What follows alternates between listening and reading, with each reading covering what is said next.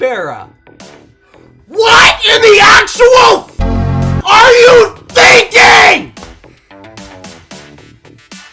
What the hell? Do you have no brain cells or something? Have you not watched a single video I've made on all of your EVs discussing the importance of CarPlay? Have you not watched a single one? Hello everybody, welcome back to another episode of the iTunes Fan Podcast. As always, I'm Ted Maggart from the iTunes Fanboy. And my name is Alpha DeWolf. And we have a total of 16 topics to get started with today. So let's go ahead and let's get started with our first one, which is the Idiot Award, which I do have an Idiot Award nominee this time. Let me go back to my text and figure this one out.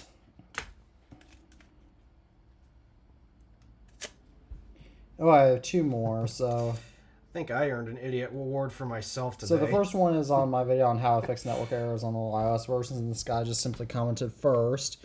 And so I replied, why is that relevant? Like I always do. And then this is my one of my other tutorials on how to hide the notch on MacBooks. And this one guy commented, or get a second monitor and set that as the main display. And I commented, the point of this video is if you want to hide the notch on your MacBook without getting a second display.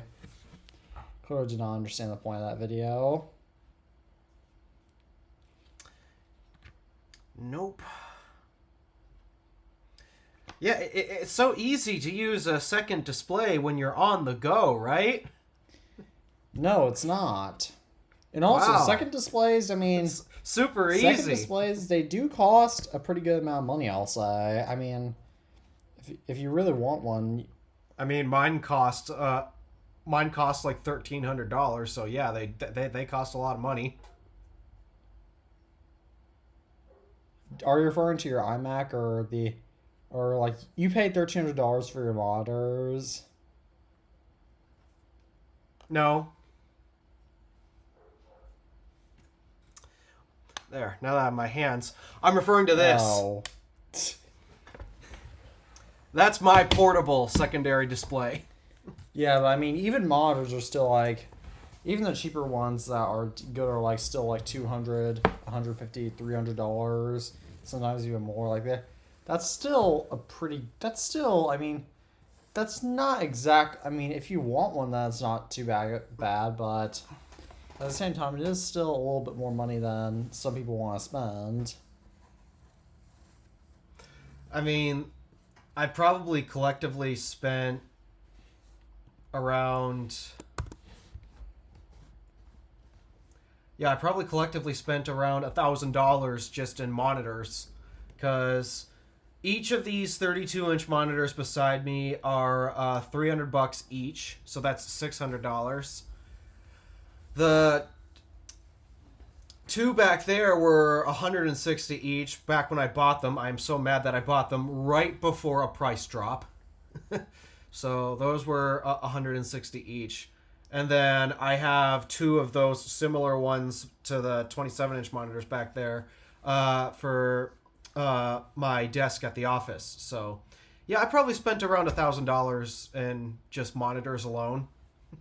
Yikes. I mean that's not bad, but that's actually not too bad given that you spent on 5 monitors, but I mean still, getting a second display isn't always the most financially feasible option. 6 monitors, not 5.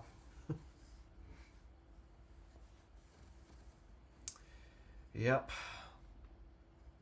So yeah, I suppose, but I mean, yeah, portable displays aren't all that cheap. In fact, I actually do have another portable display, but it's not really designed for the purposes of being portable. Let's see.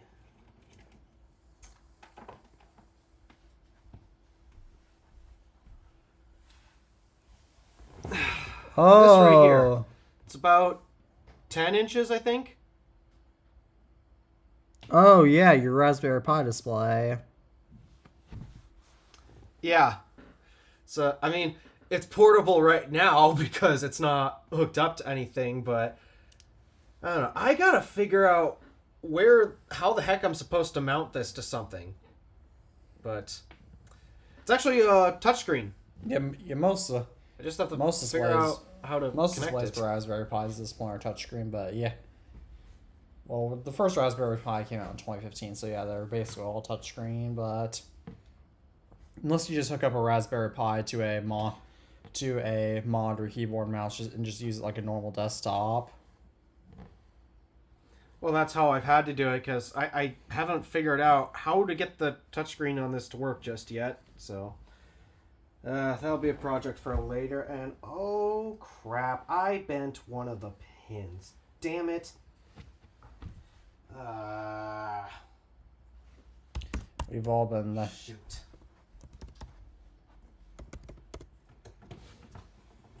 That was a pin I did not want to bend. What pin was it? It's one of my GPIOs for grounding. Oh. I mean, I got plenty of those, but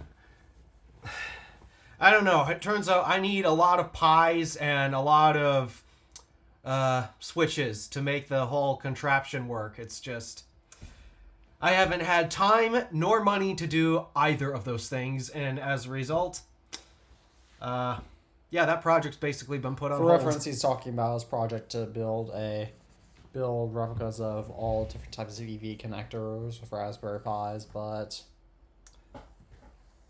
Yeah. Nonetheless, we have a show to talk about. So, what's the next don't topic? you have an idiot award?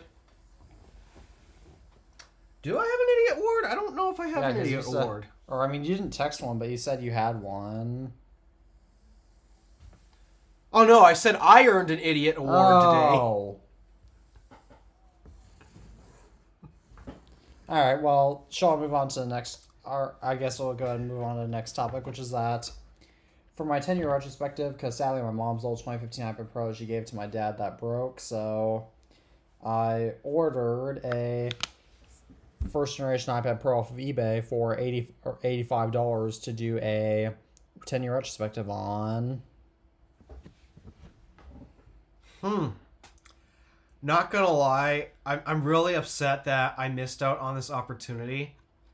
I found out in Wausau, somebody was selling an iMac that functioned perfectly fine, no cosmetic damage, but just didn't have an operating system. That person was selling that computer for $20. No matter what generation of iMac that is worth it.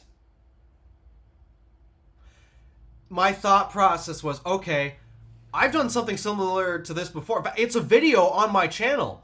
I bought 2009 or 2000. I don't remember. It's one of the black MacBooks. I bought one of those with no operating system. 06. 06. Okay, I couldn't remember. Was it 6 or 9? Oh, I'm thinking 9 because of the iMac. Yeah, I bought one of those, missing its operating system, and I made a whole video of getting an operating system working on it again. And so, yeah, that was cool. That was awesome. And I figured, all right, I know how to do this. This is easy.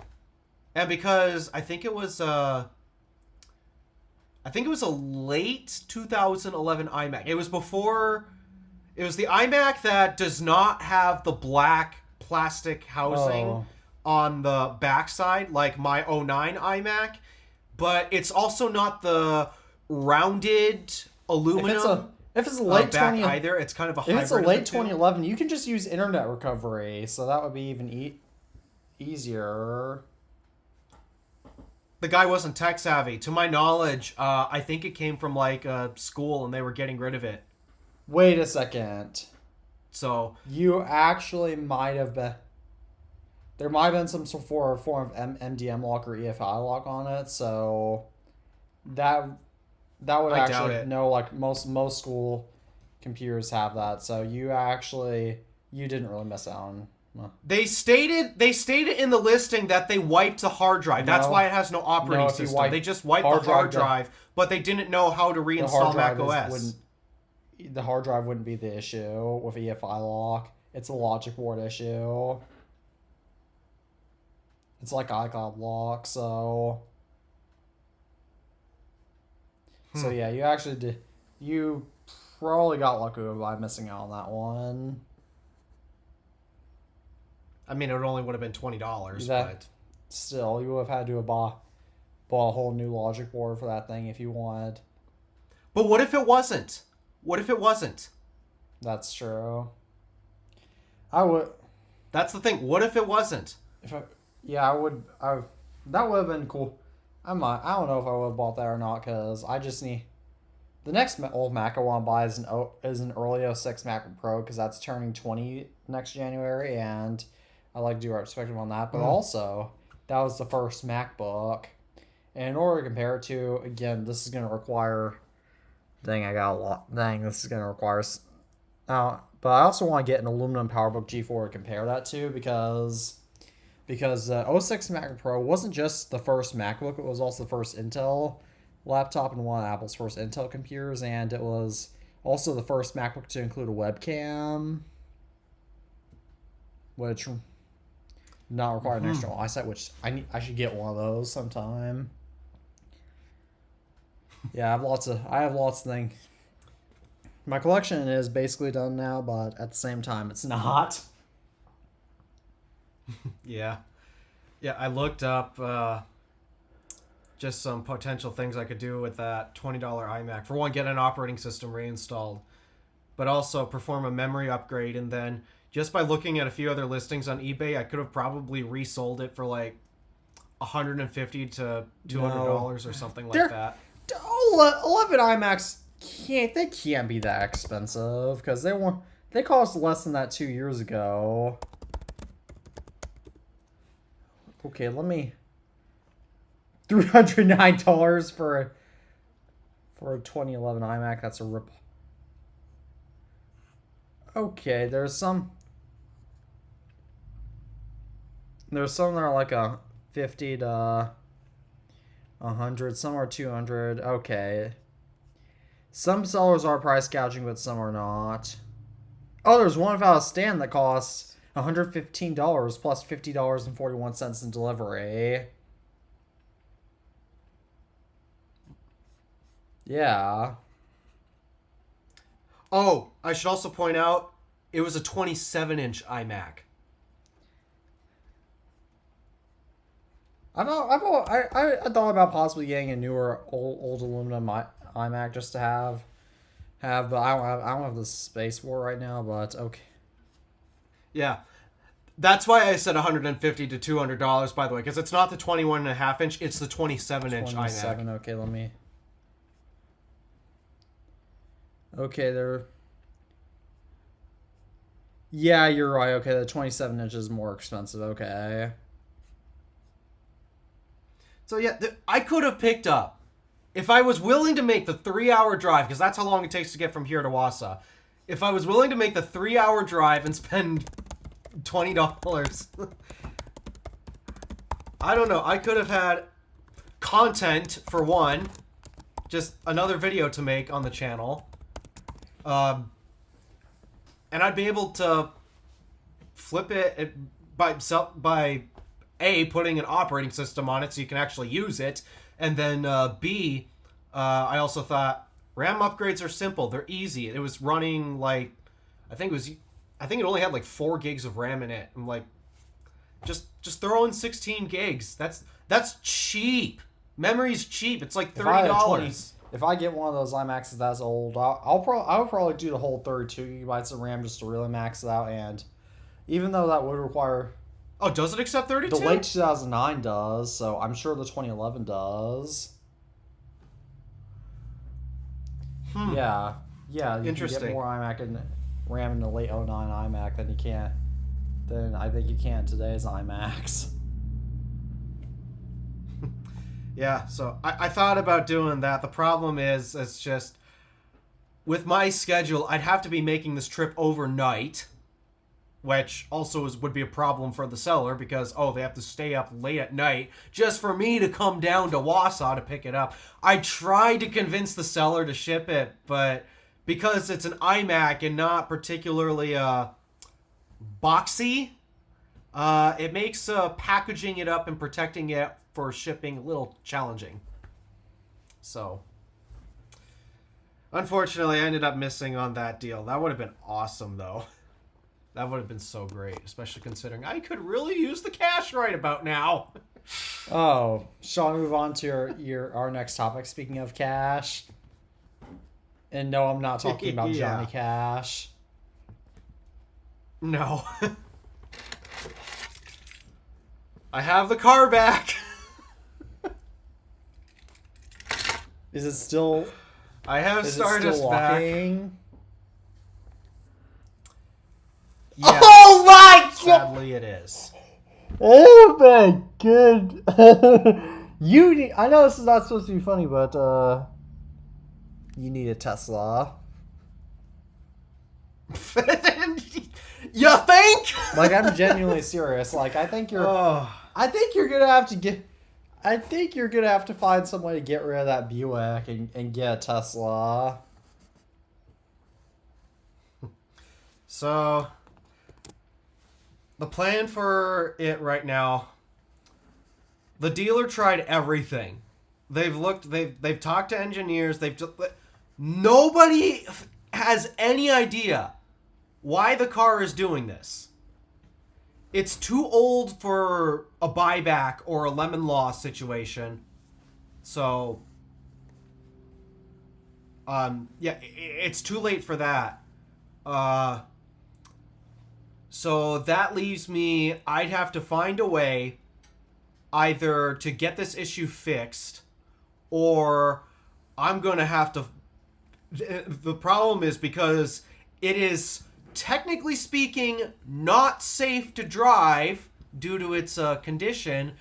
Selling that thing is going to be real hard in order for me to actually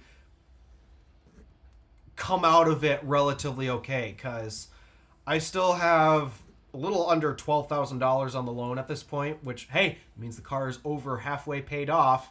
But that's the thing. In its current condition right now, I'd be losing my ass on it. It's not. Because you're selling a car with a safety issue. That's...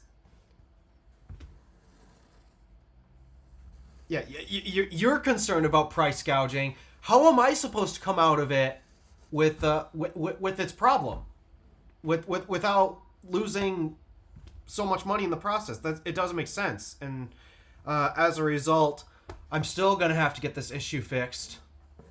But the plan now is,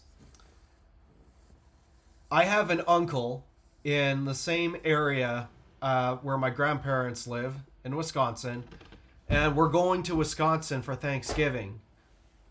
So the plan is, since that car is still typically the family road tripper, we're going to be taking that car down to Wisconsin for Thanksgiving, and I'm going to have my uncle look at it. And who knows, he might actually keep it for a little while, because the reason why I'm taking it to my uncle in Wisconsin is because he teaches shop class, auto shop.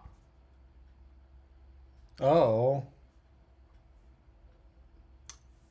And from what I hear, he knows a thing or two about weird shenanigans like that type of stuff. So the thing that I don't know is, because obviously it'll be Thanksgiving weekend, school's going to be out, so the shop's basically going to be closed. And because the issue is sporadic, it's going to take some time. So what I don't know is, am I going to have to leave this car in Wisconsin for a while? And if that's the case, how the heck are we supposed to get back? I don't know. So I already have an idea. I'm literally starting to plan this. I started planning this yesterday. So, but I'm hoping, like, He's worked on a few of our other cars before. He's worked on my mom's Park Avenue back when we had that. Had some weird shenanigans going on, and ended up getting that fixed. It's a quickly look up on Google 2004 Buick Park Avenue. Park. Oh. Oh, I've seen those. I've seen those on the road. Yeah, that's basically that was Buick's flagship sedan. That was like the ultimate Buick you could get. And we were lucky that we had one of those for 7-ish years, something like that. Yeah, I think it was around 7 years. We've had that car for a while. But it had some weird thing going on with its... it had air suspension. So it had some weird stuff going on with that he was able to diagnose and fix. We left it with him for like probably 2 months, but that was just because we didn't have the time to go pick up the car. But nonetheless, yeah, he's dealt with some of our cars before, so I'm hoping he can figure this one out. What he should... Have you considered doing the road trip in having your family do a road trip in 2 cars, just 2 vehicles, just that way? It's expensive. There's a reason why my car is the family road trip. I meant like your mom's Buick Regal. I mean, I know it's going to be expensive, but that'll be ultimately the easiest way is for... That's the thing. The Regal is technically a smaller car than the Lacrosse, and despite that we've been road tripping in sedans for years, we've only owned full-size sedans, never a mid-size car like the Regal. And so, packing up the Regal, it would get pretty tight. It's not impossible, but it's gonna get tight. Well, that's why I would say do it. That's why I would say do it, and I mean, obviously use the... I would say for obvious reasons, I would say for obvious reasons, use the Lacrosse pack most of the people, and then just have your... Then I would say like have your mom maybe another person drive down separately. Except you're forgetting that... Well, actually, you probably don't know this, but we often end up taking stuff back home because... Oh, I hate... This is another fact about Houghton that I despise. Everything is more expensive here in Houghton than in central Wisconsin. Oh, so the... Well, you can make... Well, I mean, you can do... I mean, if you wind up getting your car back, then you'll have 2 cars, and I mean, it's a risk that you're going to ultimately have to take. But I mean, how else are... What's most likely going to end up happening is we're going to end up having to bring the Yukon with, if that's the case, because the Yukon... I know how much stuff we bring back. The Yukon would make sense. Yeah, but the problem with the Yukon, and the ultimate reason why we try to avoid taking it, if possible, it is the least fuel-efficient vehicle in our arsenal right now.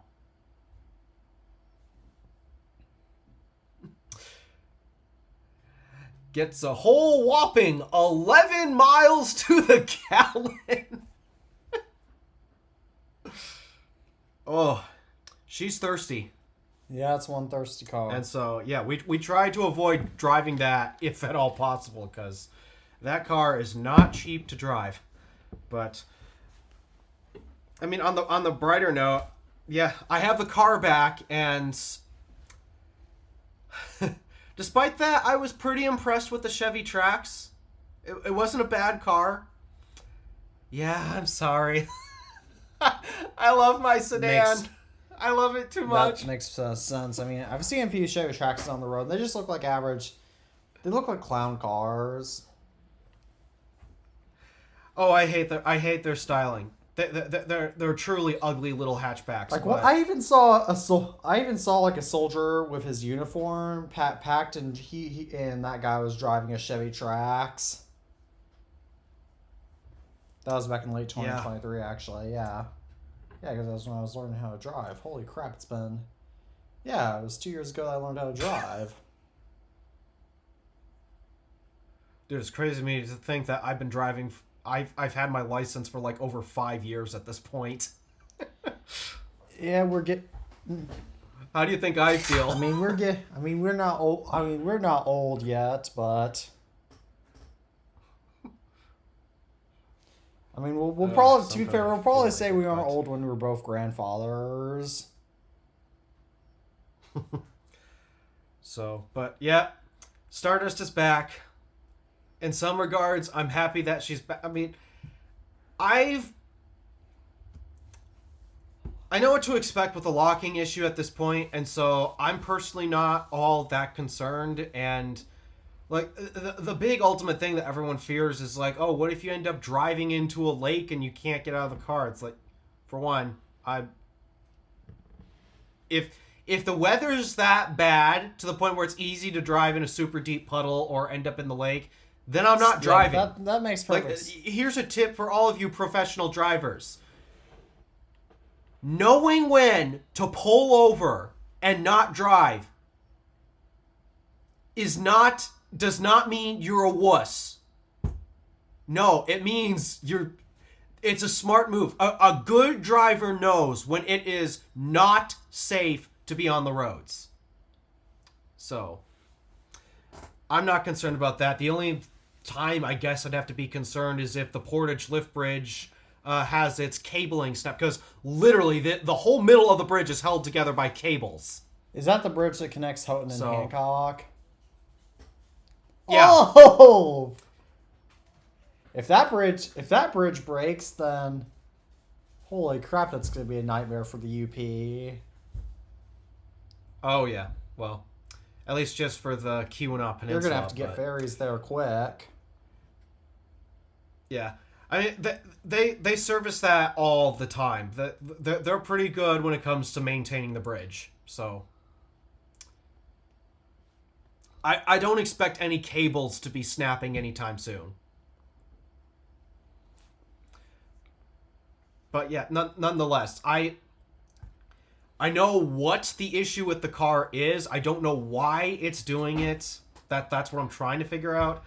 But if all it is just, oh, when the doors are locked, the locks continue to try to lock themselves, I can just reach over and hit the unlock button and problem solved. It's that simple. I mean, it's not like I'm going to open the door while we're moving, so.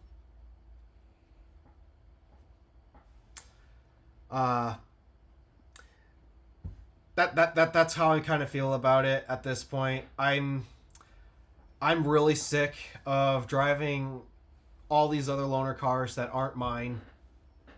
It's just, it feels so good to finally be back in my own car. Makes perfect sense. But what am I going to do about it? I mean, for one, there's no way I can sell it with this issue. I'd lose way too much money, so I have to get it fixed. And I might potentially start looking for deals on 2024, 2025 Tesla Model 3s. I want the Highland. I really do. I have to get the Highland Model 3. So I'll start looking around, see what I can find for that. And I mean, from the sounds of it, despite that, I've mentioned that my parents were never keen on the idea of me charging the car here at home. I asked them, like, just tell me straight up, why do you not want me to charge the car here? What do you have? Why are you so against it? Because I offered to pay for the electricity, and they're like, how are you gonna know how much energy you use? And I'm like, for one, the car tracks that information.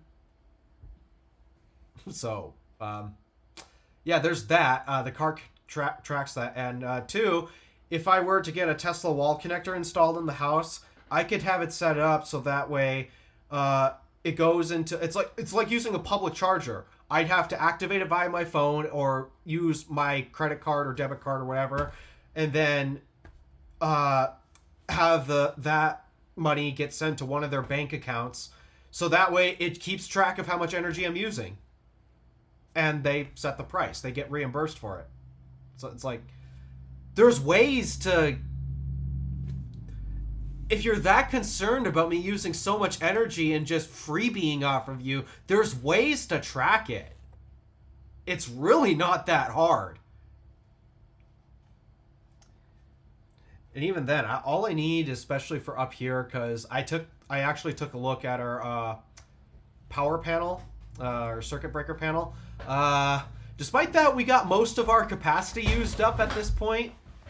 I think there's at least enough room for 20 amps at night.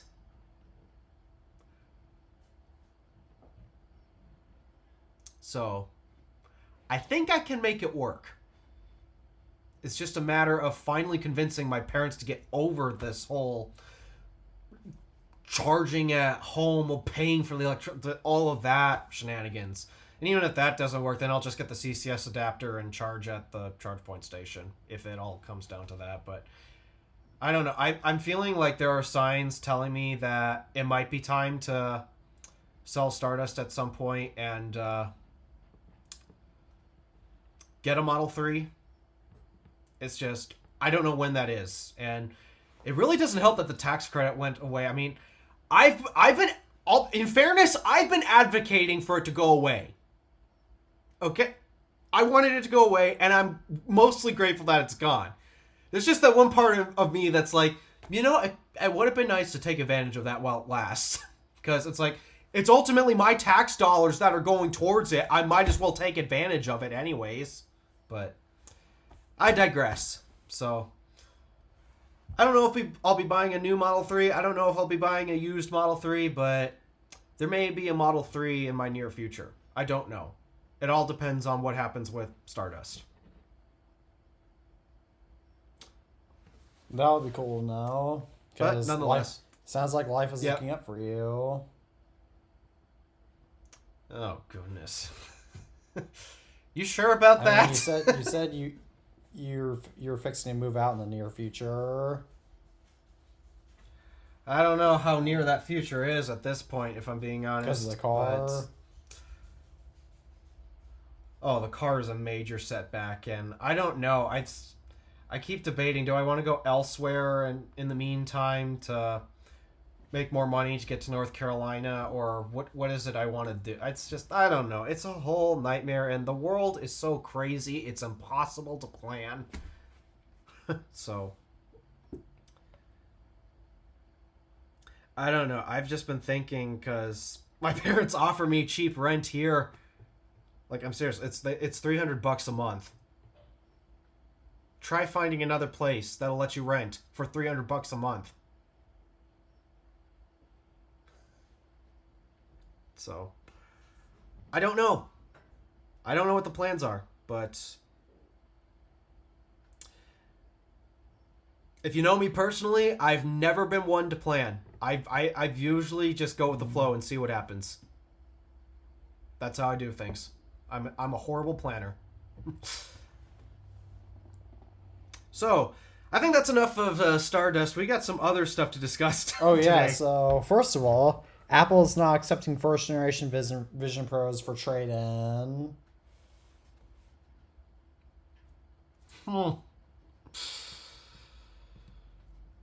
That's kind of rough.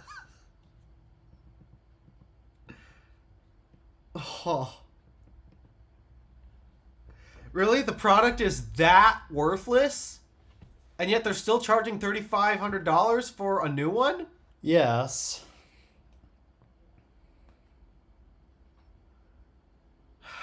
I don't understand why anyone would want to buy one of these.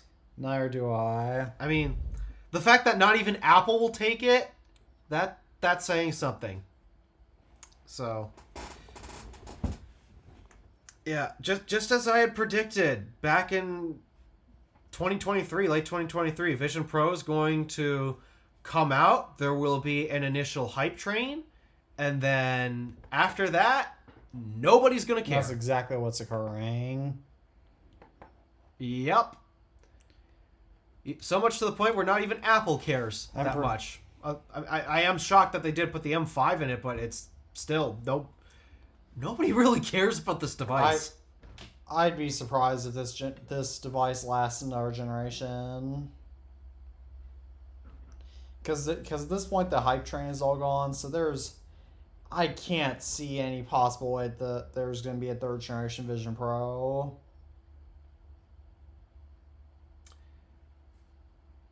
Yeah, it's only kind of slightly returned due to Samsung's new Galaxy XR clone thing that they made of Vision Pro. I don't know if you've seen that on Twitter.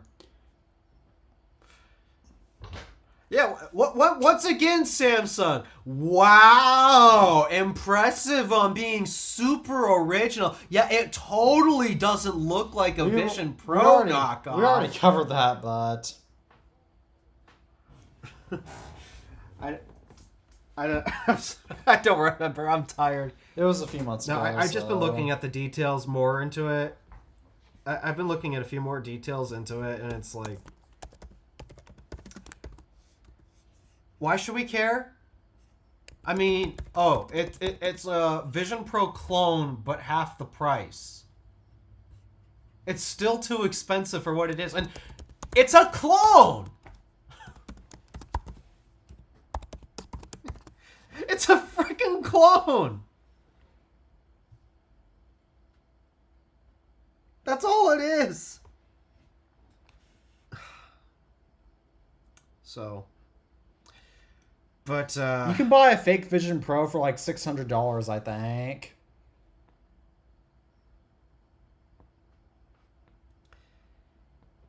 I really don't know what to say about it. It's just, it's come, and it's gone, and it's like, it's in the ground. It's buried. It's time to move on. Speaking of moving on, shall we move on to our next topic, which is actually a little bit more fascinating? Yeah, it apparently involves some MacBook Pros. The new 2025 MacBook Pro excludes the included power brick and requires you in the EU, and you either have to pay €65 to get a 70 watt brick or €85 for an 85 watt brick. But the laptop price was reduced by €100.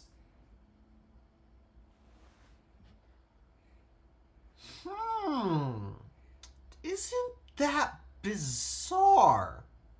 You know, everyone for the longest time has been praising the EU for, we got USB-C on everything, even the iPhones now, and yet I don't see anybody praising the EU for this. I don't even think the EU government actually did this. I think this is literally Apple's own decision. They say that there is a clause somewhere within the Markets Act that I don't know why, but it's somehow does throw it into non-compliance. I haven't looked into it too far, but I mean, I'm seeing multiple videos and multiple tweets in regards to this, and they keep bringing up the EU. So I have to wonder. They've got to be involved somehow. I don't know what the EU is doing, but it's something sketchy. Well, you know, and they say this is all for the benefit of the consumer, like a universal charging standard. Oh, they want removable batteries and everything again. That's so pro-consumer, right? Well, how is no charge brick in the box pro-consumer? I mean, they at least reduced the price, but still. Oh, this actually does sound like something the EU would do. Because at least if iPhones, you could argue that most USB-C ports they find in cars and laptops and outlets can have enough juice to support a phone, but a lot of times they can't support enough juice to charge a MacBook effectively, or power, but so you have to. So you really do need a power brick with a MacBook. Yeah, I mean, I understand why removing it from the phone. It does make a lot of sense, but the thing is with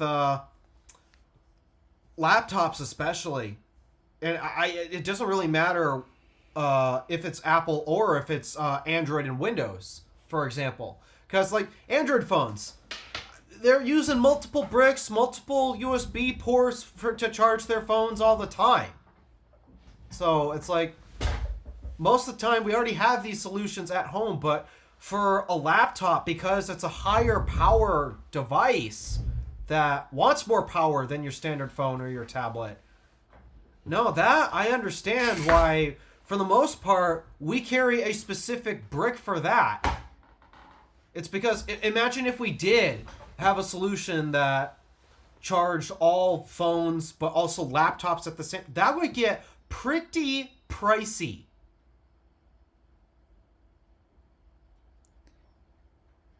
Now, ultimately, yes, I mean, in theory it could, where you could just buy a bunch of 140 watt bricks and use them to charge everything, but for one, you're going to have these massive wall warts. I don't think anybody wants that. And two, you don't exactly want to charge a phone with these. I mean, can you? Yes, because I mean, I know how DC charging works, and it's basically DC charging. But the problem is, if there's a software communication breakdown and something goes wrong, well, then that can potentially fry your phone if you're not being smart about it. So it's excessive. So yeah, there's a reason why we basically have the laptop and then we carry its own specific dedicated charger for it. And I mean, for the most part, because laptops don't typically all charge with the same wattages or have the same power requirements, like a MacBook Air probably doesn't need more than, what's the brick that comes with it, 45 watts or something like that? Yeah, it's something like that, but this one comes with, my MacBook Pro came with a 140 watt adapter, which is more than than you could pay for to get in the EU. And then there's Windows PCs that still run on a very inefficient architecture that needs even beefier power bricks than 140 watts. There's some laptops out there that you can buy that include like up to 250 watt bricks. So, I don't know, just in the laptop space, it makes more sense that your laptop has its own specific and dedicated charging brick. In the smartphone space, it doesn't make that much sense. So the takeaway is the EU is taking this a little too extreme. I mean, yeah. But then again, they've been doing this for years. Again, I mean, at least they did reduce the price, but still, so they didn't make it more expensive. But still, it's annoying. So we kind of butchered that topic to death. So shall we move on to our next topic, which is horrible news? Oh. Does Alpha want to read this one? Then I'll react. I should. For the most part, this doesn't affect me because my car does not get software updates. But, you know, I am so mad about this. I gotta change the theme in my room. One sec. So, are you okay if I actually announce this? You know what? Go for it. All GM vehicles are removing CarPlay, but they're adding Gemini integration.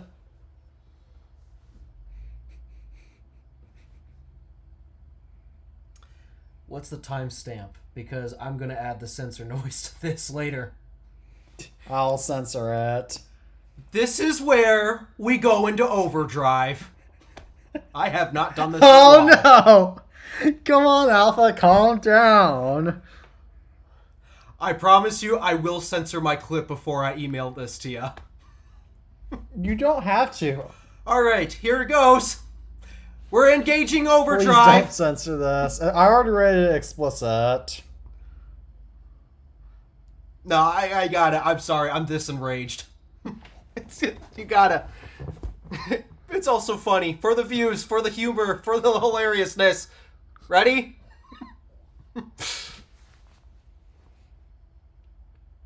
I'm ready. All right. Mary Barra. What in the actual are you thinking? What the hell? Do you have no brain cells or something? Have you not watched a single video I've made on all of your EVs discussing the importance of CarPlay? Have you not watched a single one?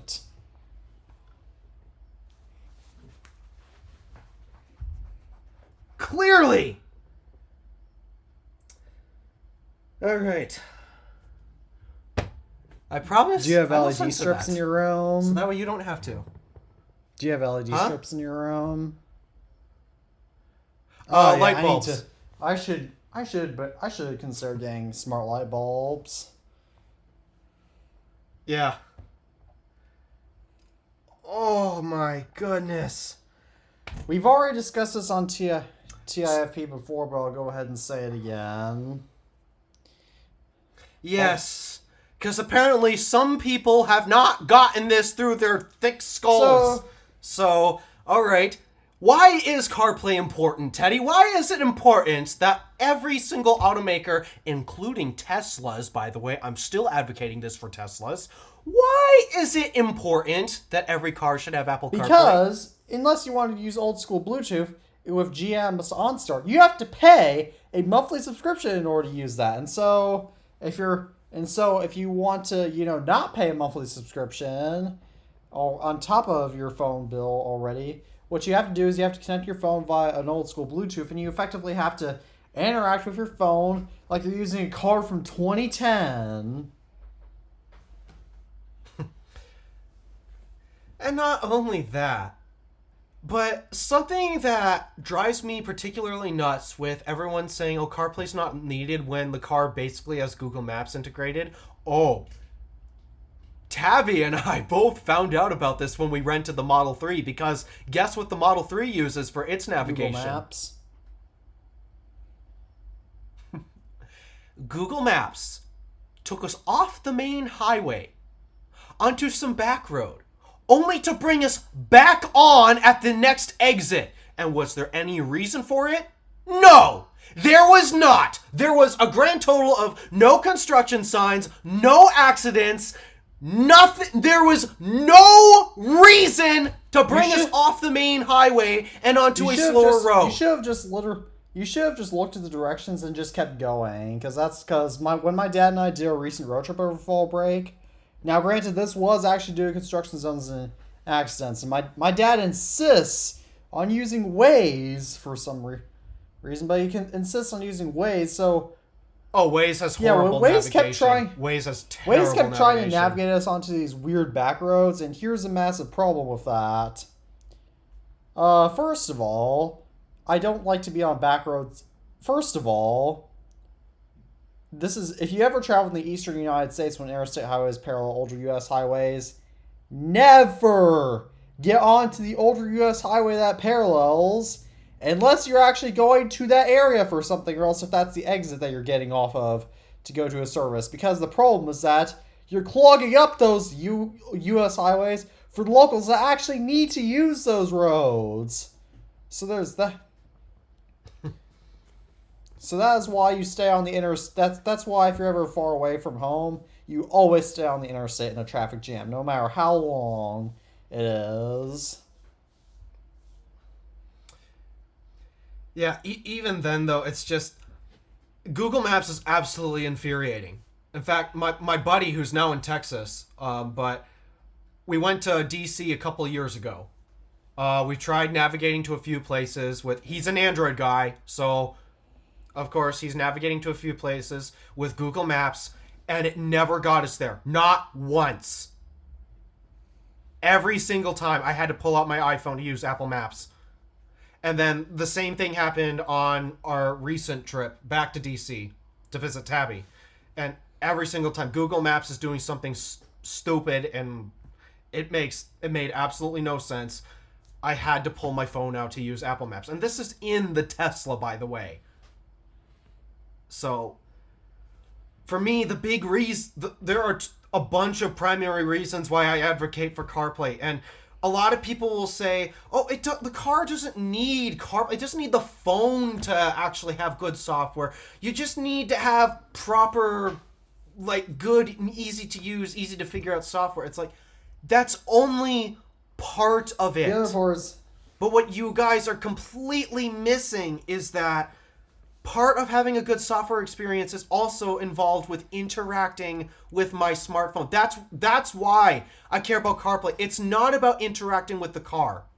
It's about interacting with my phone. Exactly. For what? Exactly. For it should. For, I mean, it's much for. I mean, so that way you can receive texts and calls safely in your car while driving. That's something that GM's OnStar can't do. You have to still connect your phone via Bluetooth for that. What else? Oh yeah, you got. Oh yeah. And you can't put Apple Maps up. That too. I have to go back to the old school days of I have to buy a separate mount my phone onto the vent, or I guess because now they're doing tablet jutting out of the dash style displays, something that mounts onto that display. And it's like, you put this large of a display in the car just for me not to use it because it doesn't have everything I'm looking for. Don't tell me, oh, but it's got Google Maps and it's got the Play Store. You can... I don't use Android. I am an iPhone user. I use Apple's services. I use Apple Maps. I use Apple Music. I use Apple Podcasts. That is another thing you still can't get on the Play Store, by the way. I can't access any of this stuff on your new Android automotive-based system. I don't care it has the Play Store because I don't use anything from the Play Store. Even if you do use Android, you're still not going to be able to easily receive texts and calls from your phone. And another thing too is that if you don't have unlimited data, or else if you don't want to keep using up all your data, it makes sense to naturally download your music for offline playback. Well, you can't I mean, I suppose you can in theory do it with the car, but it's much harder. But you're not going to be down. But then you gotta pay for cellular connectivity on the car for that to work. Yeah, exactly.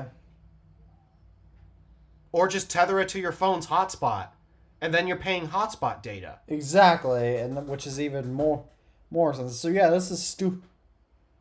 This is stupid, and I guess we should move on to the Gemini thing, which is kind of obvious. But they're using Gemini for full self-driving. But I'm sorry, Gemini does not need to be involved in cars.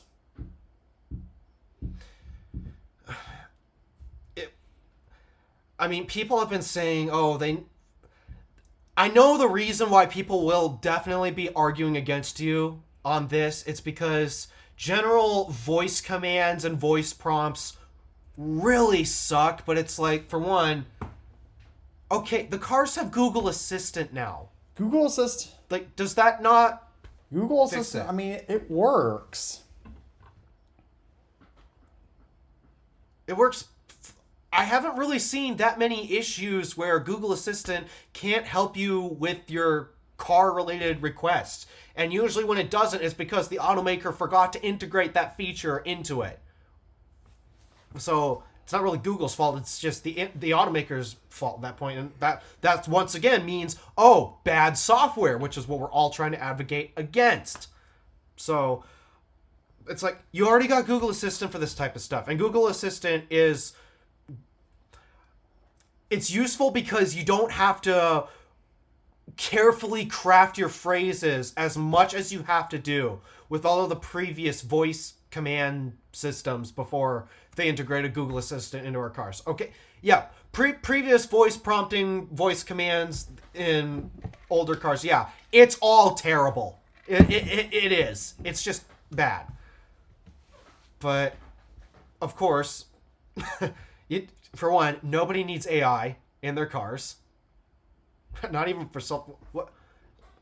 I don't even think they're using it for self-driving. It's like they pre-map everything for Super Cruise. Super Cruise is extremely picky about where you are, because if you leave a pre-mapped a pre-mapped road, then Super Cruise just goes bye, see ya.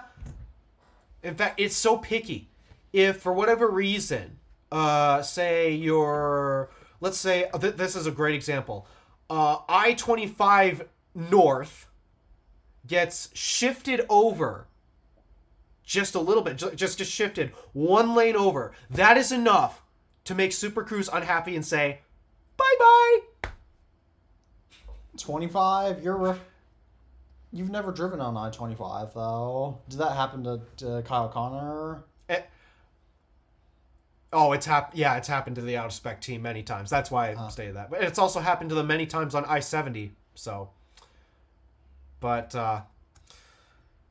no, it's just the AI thing. The only things that I can think of where it might be useful was for voice commands. But again, that's been solved with Google Assistant, and GM doesn't use it for their self-driving stuff because Super Cruise is not. Well, it has some taken a few bits of live data here and there, like proximity of the closest car in front of you and that type of stuff, but it's all pre-mapped stuff.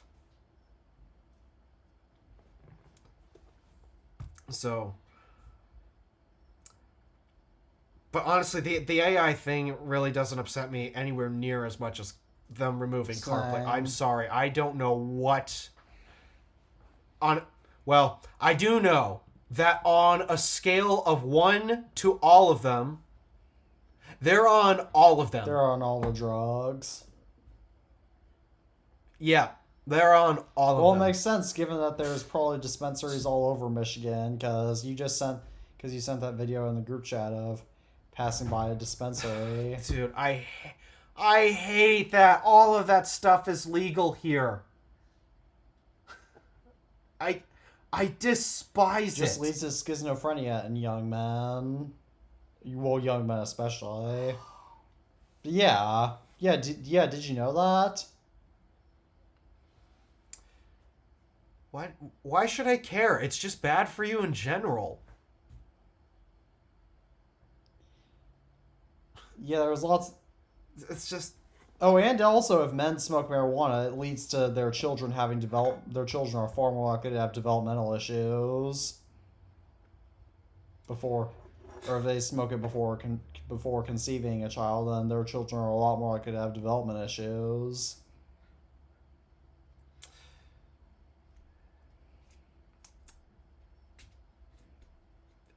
Yeah, I can't stand that type of stuff in this state. I guess we have to thank for legalizing that. Gretchen.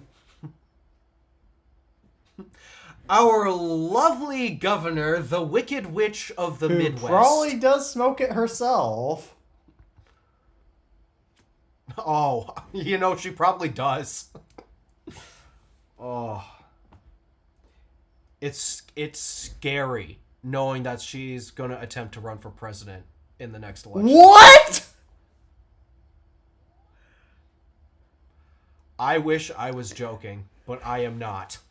Oh. She is actively going to attempt to run for president of the United States of America. Oh no.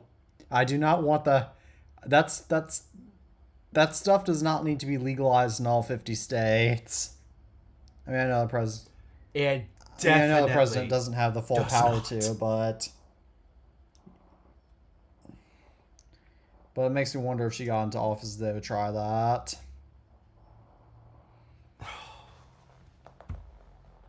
Oh, I hate that woman with a passion. But nonetheless, I don't know. If there's still time left over, I might be making a rant video for the Drive channel. Because No, the GM ditching CarPlay, that is not cool. And if that's the case, then, well, I mean, it's not like I was going to remain a customer for that much longer anyways, given that, well, I'm not happy that they don't offer an electric sedan. I mean, I'm happy the Bolt's back, but it's still not a sedan. So, it's not like they've had much of my loyalty left anyways. I mean, they've still primarily kept it with their trucks because if I ever were to get a truck, I'm a GMC guy. That's who I am, but I don't know if this is what they're going to do, then I'm sorry. At that point, you don't deserve my business if this is how you're going to treat me, an iPhone user. Exactly. I mean, GM's totally lost my future business with them. What sucks is I love my car. It's a GM product. I love that car so much. And then the GMC Sierra. It's got to be my favorite truck out there. But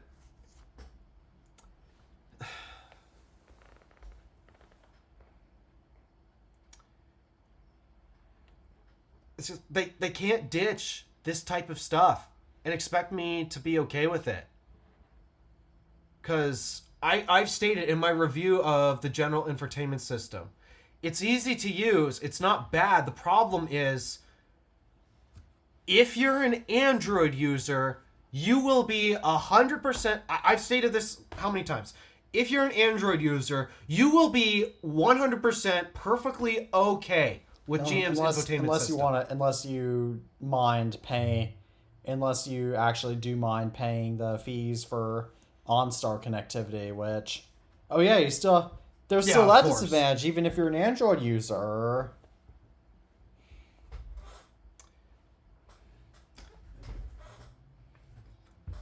But I mean, I pay for connectivity in my car too, by the way. It's just try to get due to cellular being a bit of a challenge in my area, it's nice to have multiple points to try to get a better signal. So I still pay for the hotspot in my car. But ultimately, no, yeah, in terms of ease of use and getting access to your apps, I don't care about like the connectivity stuff because that's not completely relevant at this point. But if you're an Android user, you will pretty much be very happy with this because you will have all of the same Android-based, Google-based apps and that whole ecosystem. It'll just be like buying an Android tablet, but instead it's permanently attached to the car. But for iPhone users, that is not okay. Because I don't use Google Maps. I don't use YouTube Music. I use Apple Music. Which they do have an Android app for that, but I believe the Android app for Apple Music is quite buggy. Weirdly enough, I've searched this on the Play Store within the car. It doesn't show up. What? It doesn't.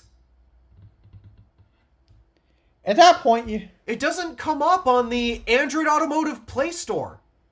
So, in other words, in order to get any of those services you want, you're going to have to jailbreak your car's infotainment system, which most people don't know how to do, by the way. I should point out, because it is still based on Android Automotive, I'm sure there's a way to easily put Apple CarPlay back into it. In fact, I've heard a Blazer owner, because Chevy Blazer EV doesn't have Apple CarPlay and Android Auto because it's an EV, and GM says, at least at the time, EVs aren't supposed to have that type of stuff. I'm like, I'm sorry, BS. I've heard a Blazer owner found a way to hack CarPlay back on because Android Automotive, the core operating system that GM is building their software off of, Android Automotive has support for both Android Auto and Apple CarPlay. It never got rid of it. You don't have to, oh, we gotta do some quick tweaking to enable this type of... No. It's literally a core function of Android Automotive, the operating system. GM just actively chose to disable it.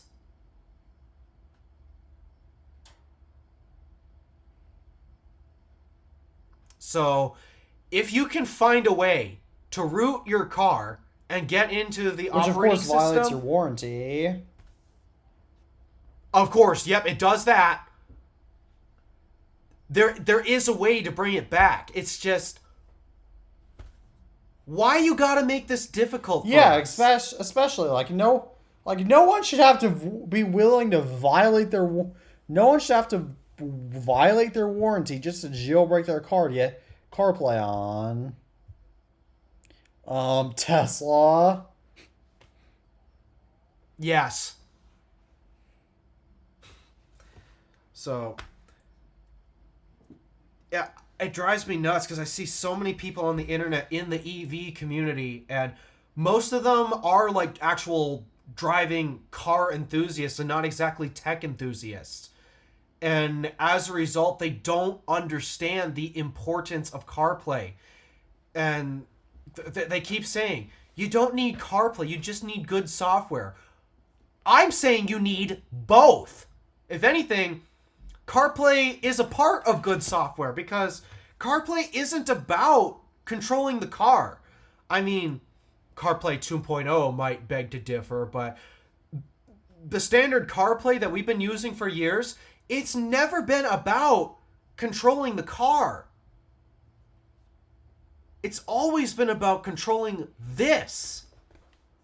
And it doesn't matter how good you make the infotainment system of a car. You are never going to get as good as CarPlay because it is literally you interacting with the device, but just on your car's touchscreen. And that's it.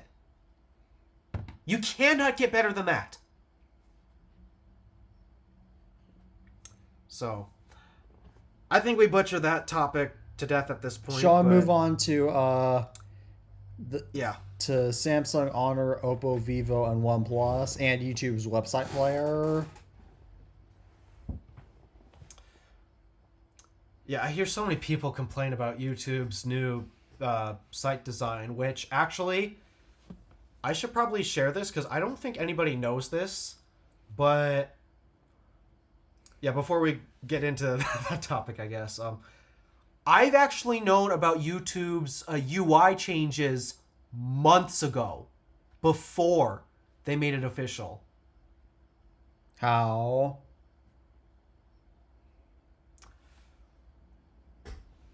On one of my other channels, occasionally I will switch to that account to watch some stuff that I don't want to get mixed into my primary feeds. It's mostly just indie animation film content, if I'm being honest. It's just I don't want that mixed with all of my car and tech content. So I watch that stuff on a separate channel to keep that algorithm separated. But on that channel, it's been using this latest UI design for months. I haven't. And when I switch back to the main channel that I use for watching content, then it switched back to the old UI.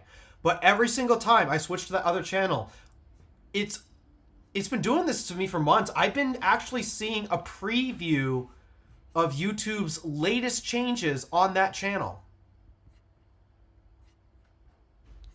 I'm gonna actually check this out on one of my other Google accounts just to see. I'm gonna go to my second one.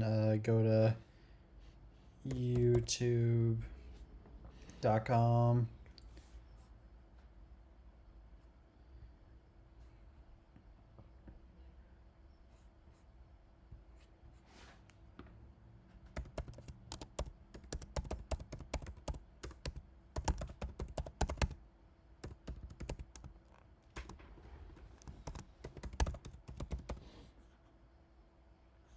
I should point out, I found it really infuriating back when Remember when the mobile app used to have your channel icon at the top right corner, and you click that, and that's how you switch channels? It took me so long to... I found it so annoying because on the main channel I use for watching content, it still worked that way, but back in the period where I guess they were prototyping this or not, I don't know, I'd be attempting to switch back to this main channel from the other one, and where's my option to switch accounts? They had moved that on me, and yeah, I was going back and forth between the two completely different layouts. It is so weird. Oh yeah, but I'm not the biggest fan of this.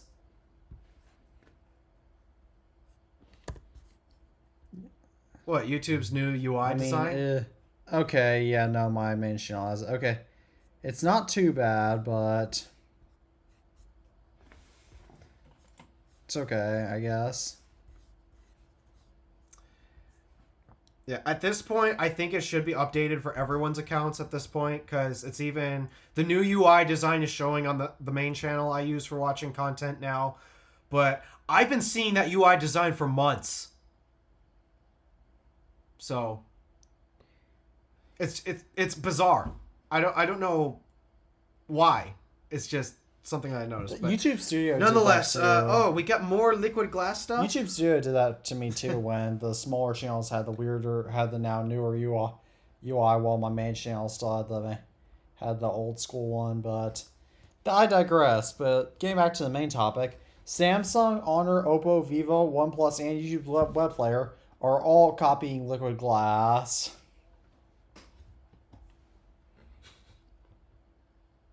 That did not take long. Originality, am I right?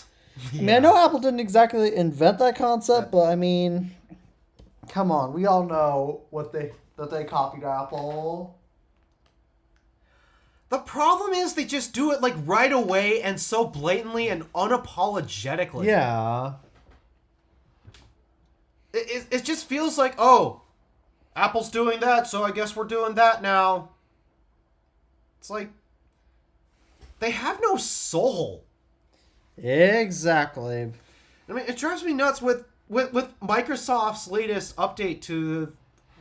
I guess they're updating their icon packs or whatever for Microsoft Office and Windows 11 in general. It's like... We know why you're doing this. You're not doing it because, oh, maybe it's time for a new look, maybe it's time to just change it. We know why they're doing this. It's just because Apple did it, so therefore... Oh! Apple did it! I guess we gotta do it now! It's just... It's unapologetic, and it's blatant, and it's careless. Just completely careless. Exactly, but... Do you have anything more to say about this? Shall I move on to our next topic that's far more interesting? Oh, more reasons why I shouldn't respect Carl Pay. So, Nothing, the phone company, lied about being too hard to integrate Qi 2 chargers due to Apple's magnet configuration being proprietary. They claim that's the reason they couldn't add Qi 2, but they could gain that information via joining the WPC, which is the Wireless Charging Protocol Committee or something like that. They could gain the information via joining that committee, like Google. Honestly, doesn't that committee own the design for Yeah. Qi 2 at this point? Yeah, there's a committee that owns that. It's like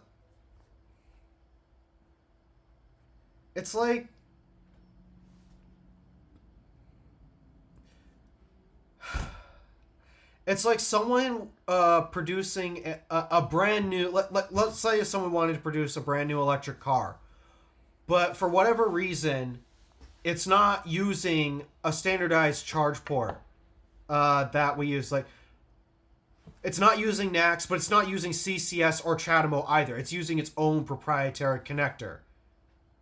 And them saying, well, we can't find the standard to allow us to integrate this port in, so we had to come up with our own design. It's like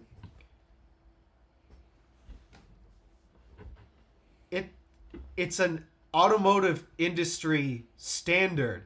It literally has an SAE label on it.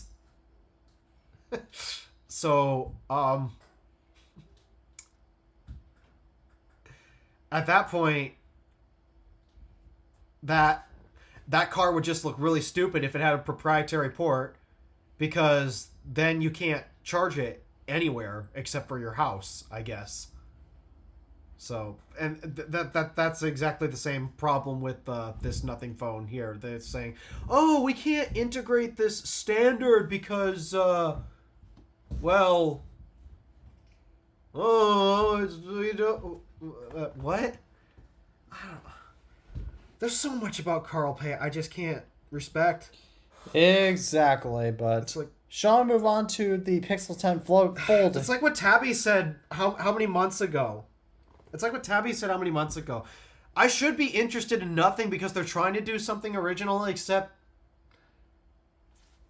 for one, it's not really all that original, and two, I can't respect the guy doing it. Even though I'm usually good at being able to separate art from the artist, the problem is the artist is influencing his art so much. It's... No. I don't have any interest or respect in this brand. Makes perfect sense, but shall we move on to the Pixel 10 Fold exploding? Oh yeah, that was interesting. So during JerryRigEverything's durability test I did, the Pixel 10 Fold, it exploded.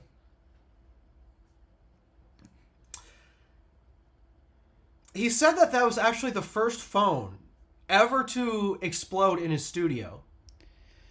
He's had a Note 7, mind you. And keep in mind, the Note 7 has a little infamy regarding its battery stability. And so, I have a feeling this phone might actually get banned from airlines. Oh. Because if even JerryRigEverything couldn't get a Note 7 to explode on him during his durability testing, but yet the Pixel Fold did that easily, that's got to be a massive safety hazard on a flight. I mean, granted, people will say, well, he was doing harsh things. Yes, he was doing harsh things to the phone, but the Note 7 didn't even explode. And he has had a Note 7. Yeah. I don't know if he did a That's the durability point. test of it, but let me actually check that. I would think he might have, due to the battery issue. Everything Galaxy Note 7. Yes, he did do a durability video on the Note 7. And he said the battery did not explode in it. So, I mean, I don't know entirely what else to say other than airlines might take note of this. Yeah. Yeah, bad joke again. No, it's a good joke, but yeah, that's basically all I have to say. So, shall we move on to Amazon Web Services? I was just going to conclude by saying, even though, yes, JerryRigEverything does kind of go to extreme examples of durability testing, the thing is, you never might know what would happen to your phone. Yes.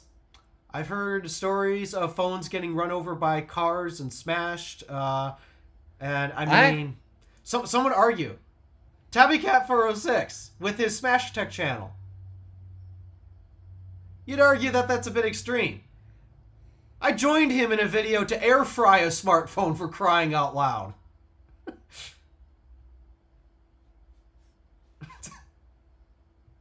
and it was actually pretty awesome. Oh, I didn't see that one off. Even though I'm not one for destroying tech, but nonetheless, yeah.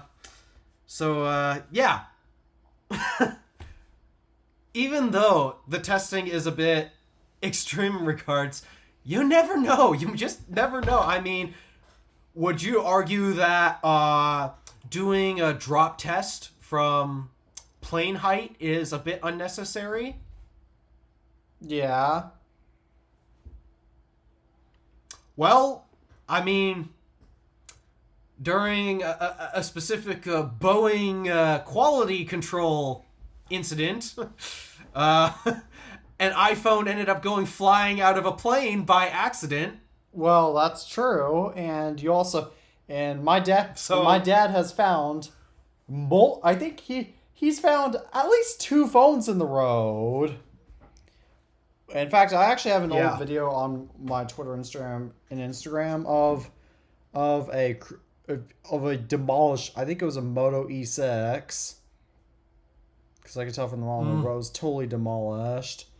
But I actually had a Moto E6 for a day that was totally demolished. I threw it out because it was so shattered, and there was no way that thing was gonna work.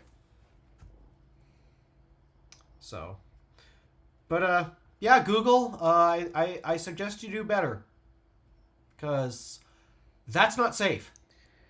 No, it's not. But shall we move? And I can't believe more people aren't talking about this. But shall we move on to Amazon Web Services? Yeah. Basically, the whole internet shut down on Monday. So for content, due to.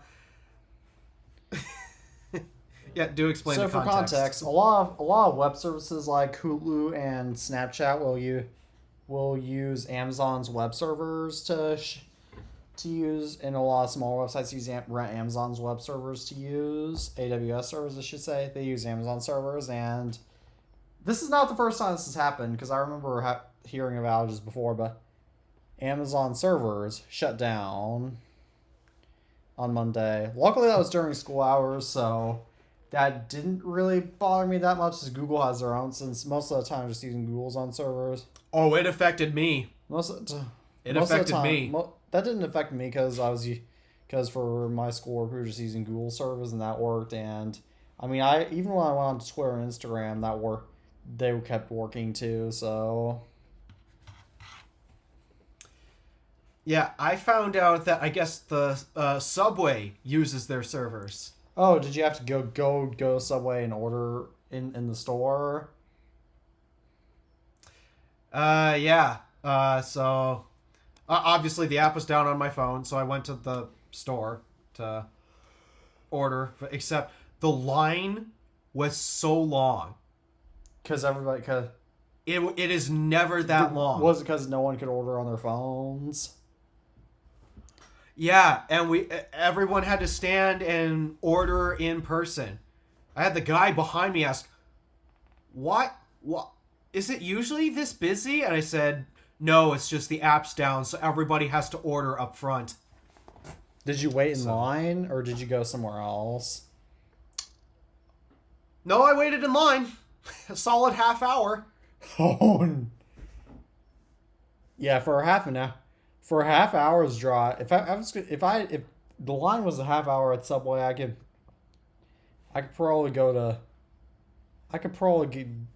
get far nicer sandwiches by just driving that. I mean, there's a few locations that there's a total of. Well, there used to be 4, but now it's back to 3. There's 3 locations in Houghton, though. There's one at the Walmart. There's one downtown, but for some reason, I don't know why, their bread is just terrible. And so I go to the final location at the Sharon Center. But apparently I'm not the only one who knows that. And as a result, everybody goes to the one in the Sharon Center. Yeah, saying there's some... It's also because they have the largest parking lot, too. Yeah, saying there was one Subway in my... Luckily, it's not any of the Subways in my town, but there's one Oftentimes, I find that the Subways located inside other stores and gas stations, I find that those often have the worst bread. I haven't always found that to be the case, but because like there is one that is its own dedicated store. It's not conjoined with another store. But no, for whatever reason the bread is super crumbly, and the sandwich just does not the bread hold is up. The bread is super crumbly at some of the places in my area. No, the biggest issue I have with Subway's bread is this is why I often can't get their wheat breads because they overdo it so much to the point where they often overdo it to the point where it tastes disgusting. And at Jersey Mike's, for contrast, even though Jersey Mike's does sometimes overdo their wheat bread, it's still usually edible. Whereas Subway's wheat bread, when they overdo it, it's just not. When they overdo it, it's just not. It's edible technically, but you don't want to eat it. Well, I use the Italian Yes, bread. that's why I had to go. That's the Italian. That's why I had to bread, go to the but- Italian bread too.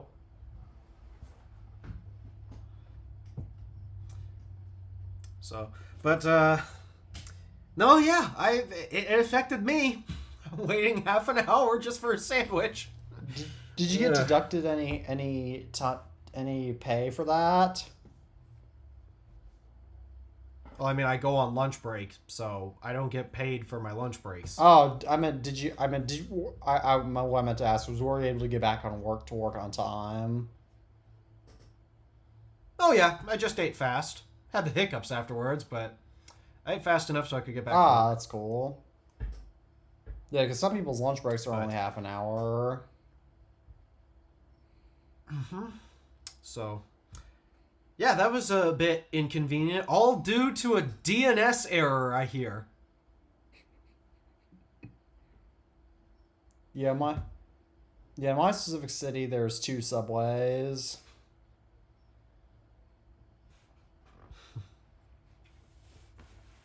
I can't believe we had 4 locations. Where was at the other point. one that closed? It is in a mini strip mall, right by campus. I'm guessing that look. MTU. I'm surprised Michigan Tech. Houghton has enough. I'm surprised Houghton gets enough business for 3 subways. Well, the one's located in Walmart, so. But the other, yeah, one's in Walmart, the other's downtown, and then there's the Sharon Center one. And if you know the trick, you go to the one at the Sharon Center because they have the best quality. Well, it's still not ultimately quality food you're eating because it's probably not organic or that type of thing. But I mean, I'm just talking about in terms of the bread's not gonna crumble. No, they do make some quality sandwiches at that location. So yeah, that's the trick. You come to Houghton, you go to the Sharon Center for Subway. Good to know. But so that's all I have to say on that. All right, shall we move on to Razer's new transparent products? Which the only thing I have to say is that they're now making transparent products again to go back to the early 2000s aesthetic.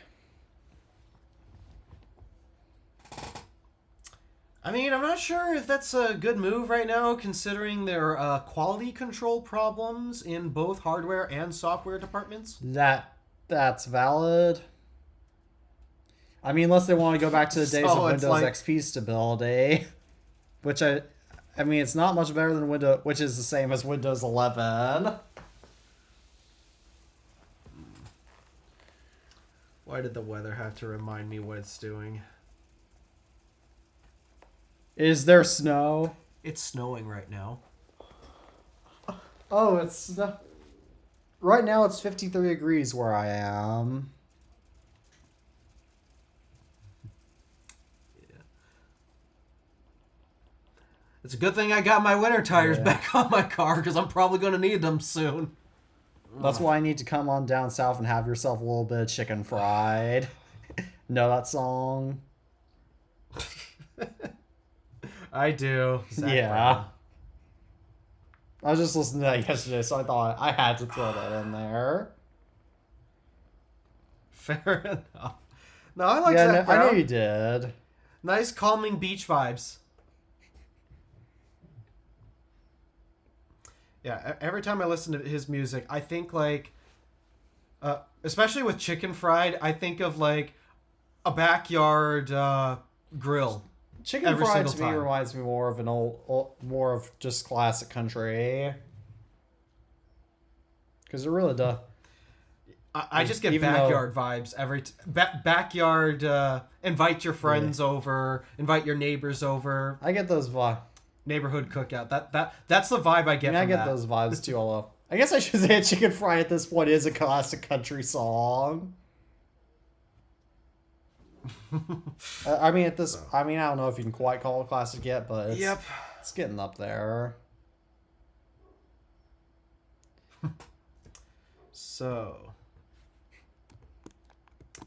Intel stock. Yes, Intel stock is up 6%, by the way. So they can buy more. So that way the employees can buy more fried chicken, and cold beer on a Friday night, and pairs of jeans that fit just right.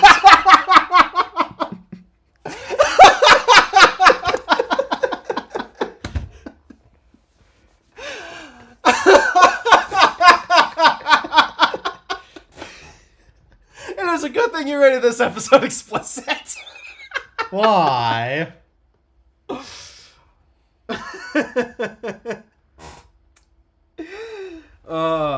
That is funny. That is so funny. All right. I mean, good for Intel. I mean, I'm assuming it might be up because they're about to get a lot of contract work from other chip I designers. assume so, yeah. But they report their earnings and it's up 6%, so better than nothing. Yeah, that's good. So, just hope they can fix their CPU voltage issues and corrosion issues. I don't know if that's fixed yet. I mean, I haven't heard many complaints, at least as of the past 6 months or so, but I mean, I haven't heard that they actually officially fixed it yet either, so. But nonetheless, That's all I basically have to say about it. somehow the Austrian military So, is involved. so you know how every storm runs out of rain?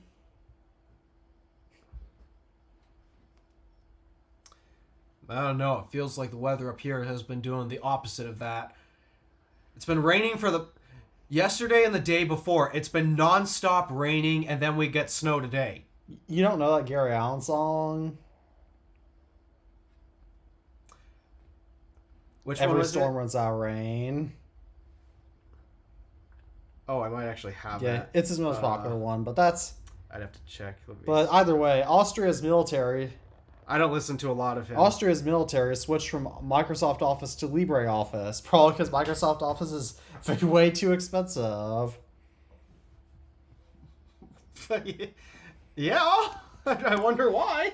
Now Austria's military will be able to have themselves a little bit more chicken fried if they want to, even though fried chicken isn't a thing in Europe. And they will be able to buy cold beer on Friday nights, and of course, pairs of jeans that fit just right. Or actually pairs of military pants, because that fit just right, because they probably should have that. Again, it's military. I don't know if they do chicken fried, but I mean, considering the border of Germany, I know Germany is a bit famous for their meats. That's true. I mean, I don't know. Yeah, I mean, when I went to France, the only common food that I found in America that isn't served in France, that's not like Mexican food is literally fried chicken. Like you can very rarely find fried chicken in France unless you go right into Paris, but you can find basically everything else that's commonly served in the U.S. in France at most restaurants, including steak, fish and chips. It's very common.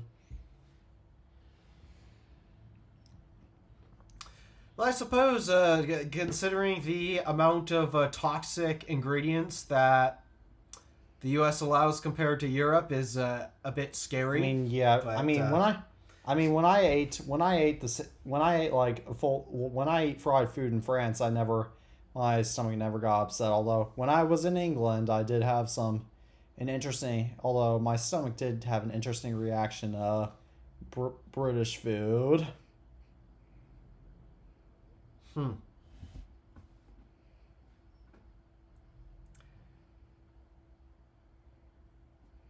Maybe it's just your mind playing games on you because you're riding on the wrong No, side of the no, road. like, no, like I was no, like no, like I had some waffles, and fun fact is that the syrup that you can buy that is most commonly served here in the U.S. Well, Alpha it might be different because of where he lives, but the syrup that you most commonly get down south, it's corn syrup because we don't really grow maple syrup down here. So, and corn syrup is very Oh yeah, we have a lot of maple syrup but up corn here. syrup is very unhealthy. So in Britain, because Britain does still have, I don't think Britain's quite as harsh as the EU because like in the EU, I'm pretty sure you can't even buy diet soda, but in the UK you can.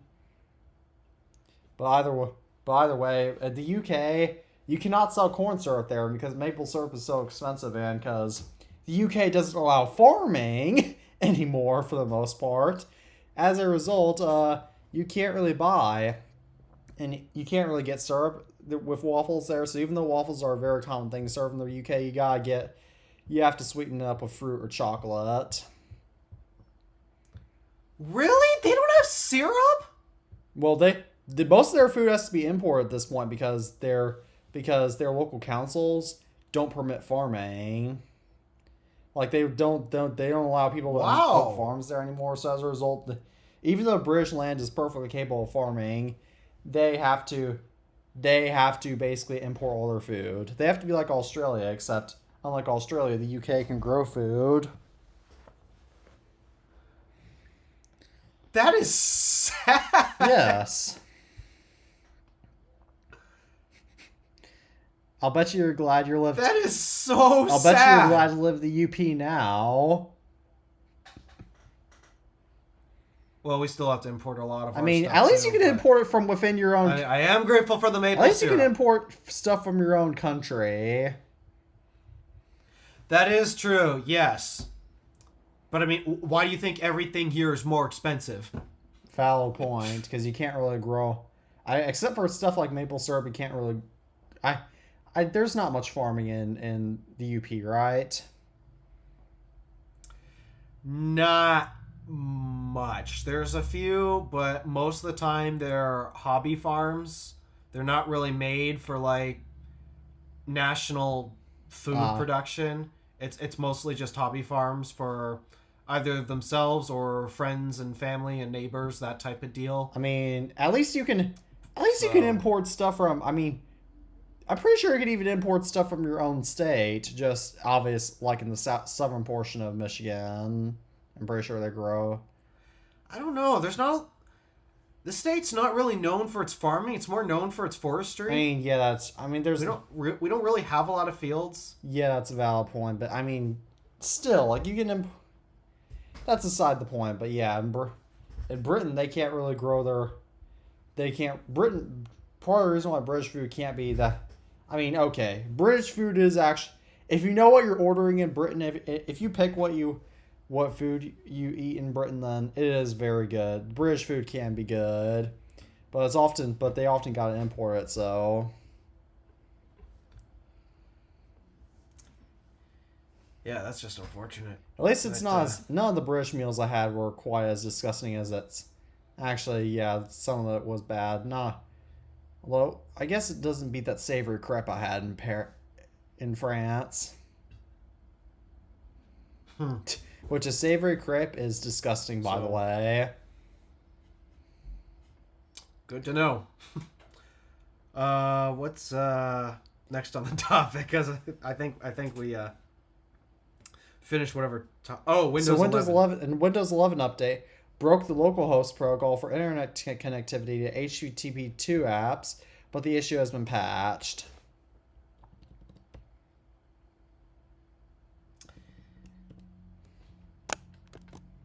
Another classic Microsoft screw up. Yep. Microsoft's clearly spending too much time trying to get fried chicken and not spending enough time helping get proper computers to run fried chicken restaurants. You are all about that fried No, chicken. I just had to run with that. Oh, jeez. So that would probably explain how I got 2 big important updates immediately in a row, 2 days in a row. So.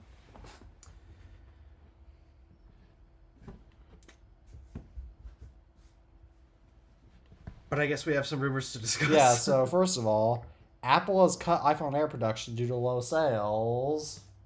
I guess the iPhone Air project is now up in the air.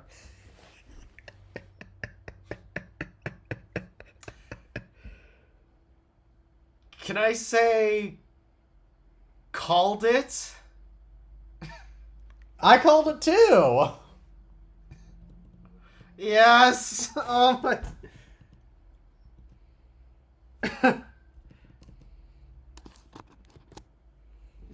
It's just everything about that phone did not make sense. It was an objectively worse phone from the base, that $800 iPhone 17. The only thing it had going for it was its thinness, but I mean, let's be real. Let's be real here. How many people out there actually care about just how truly thin the device is? No one does. To the point where they're willing to sacrifice camera, battery, performance, speakers,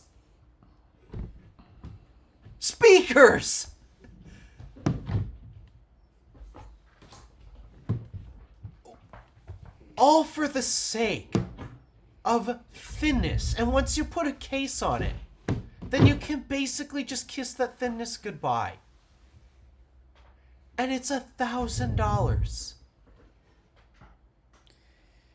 Makes perfect sense, and this goes hand in hand with the fact that Samsung is rumored to have canceled the S26 Edge due to low sales.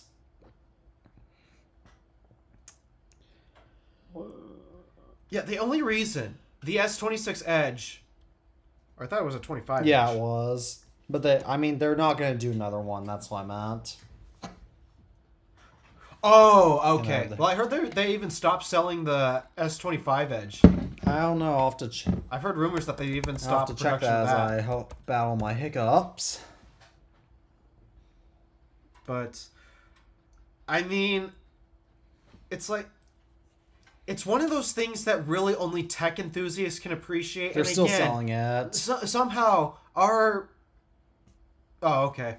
Somehow our bubble of enthusiasm, we can't grasp the idea that we're just a small bubble of people compared to the massive population of people who genuinely could care less about this type of stuff.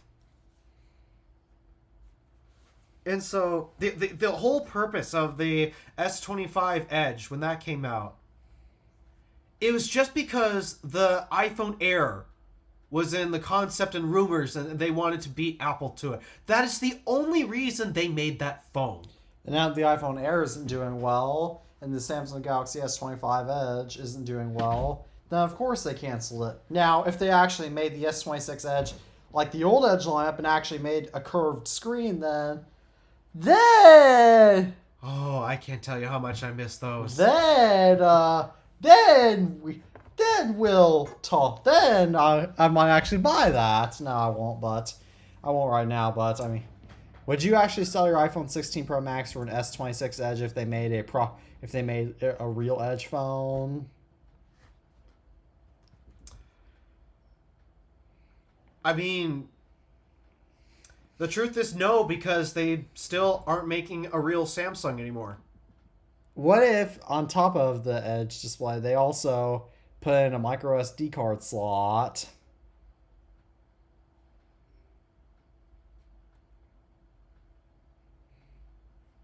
And a heart rate sensor.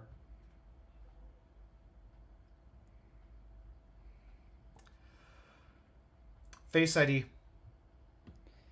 Okay, never mind then. I didn't. Yeah. I mean, the S2 even has face unlock, but that's not quite as good. Yeah, that's one of the primary things that prevent me from switching away. I mean, I've had good luck with Android phone fingerprint scanners in the past. I've still had fairly good luck with this Pixel even, but there are times where my hands are sweaty, and because I live where I live, I'm wearing gloves 6 months out of the year. And so, or, I mean, given the environment that I work into, sometimes my hands will get chowdered and I have to cover my skin just to keep it from getting infected. And as a result, no, I need Face ID. Alright, well that makes perfect sense, but in other news, we're out of topics. So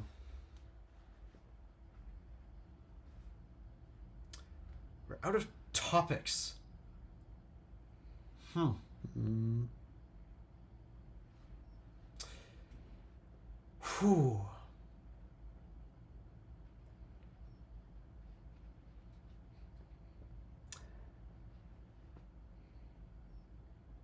I'm trying to think. Did anything else happen that'd be funny to share?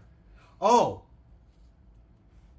Since you've been including some clips that I've sent you for the past couple of episodes. Oh, do you want me to include that one about how to get out of your car? Oh! Was that entertaining? Because I hope it was for you, because it was not for me. Are you going to include that in one of your videos? Oh, of course, definitely. Well, it's for the sake of entertainment. Well, I might include that. I don't know. I don't want to increase the length of the episode unnecessarily, so I might not, but it's funny. It is so funny. It is a really good clip that it will be in one of Alpha's videos, so you all will get to see it, but it was real. It shouldn't be funny, but at the same time it is. Just picture me climbing out the window of my own car. I mean, it's as funny as all the jokes we made, which, I mean, some of the jokes we made definitely shouldn't be that funny. Oh, yeah. Dude, I did not realize that window was that tight. Especially the first time I had to crawl out of it. I had no clue that window was that tight. Yeah, there's no way I'd fit through that window. It's either saying something about the car or it's saying something about me. I mean, you're still smaller than most American men, so that's saying something about the car largely. Well, I have close to the average weight of an American man, so that's a problem in and of itself. Oh. Although, given the obesity problem going on as of late, maybe I'm not the average weight of an American male these days. That's true, because I mean, you're still not. I mean, obese. last I weighed myself, I'm near 200 pounds. So, last I weighed myself, I'm near 200 pounds, and I should be closer to 140. So, probably because you can't get good food. It's a combination of that. It's a combination of stress. Well, you just gotta take a vacation and go to Western, and you just gotta go to Europe.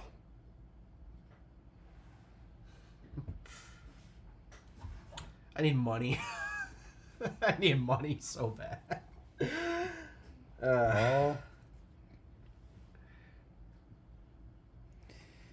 Yeah. No, yeah, Talon's trying to get me to Texas, but it's like, dude, you're a 24-hour drive away from me. I don't think I can do that in one straight shot. No, you'd have to split it. I ain't got a weekend like that. Yeah, I mean, it would be cool to... you wouldn't have to... do you like the idea of no snow in October? I like the idea of no snow, period.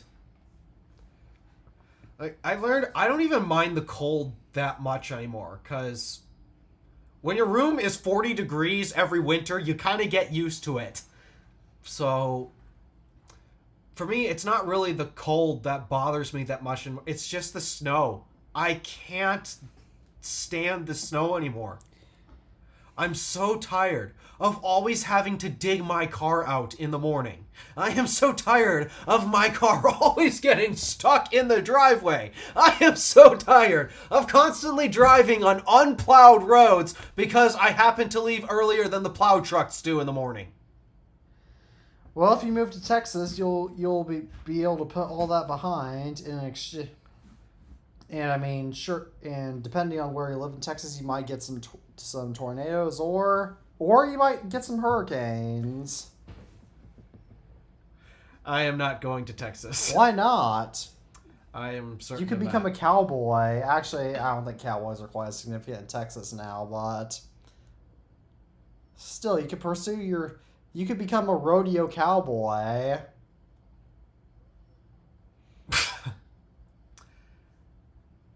Let's just say I have a problem with some of the drivers there for two reasons. Reason one, the vehicles they drive. How do you know all Texans? Reason two, how do you know all the reason why they drive the vehicles they drive. How do you know most Texans drive big trucks? I mean, granted, all Texas plates I've seen are typically Ram 1500s.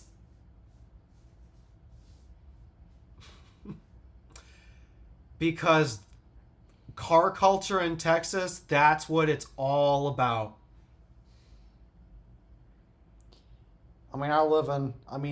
Also, it's like Talon lives there. He's been sending me clips of what he sees on the road, and yeah, it's mostly big trucks or big SUVs. I mean, to be fair, to haul their even bigger egos. To be fair, where I live, I would say I'm one of the few guys in my school that does not drive a pickup truck.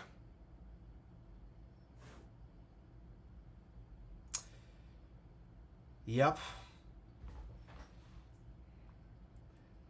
Yeah, would you find it crazy that people on the internet have tried to tell me that I'm not a real man because I drive a luxury sedan instead of a pickup truck?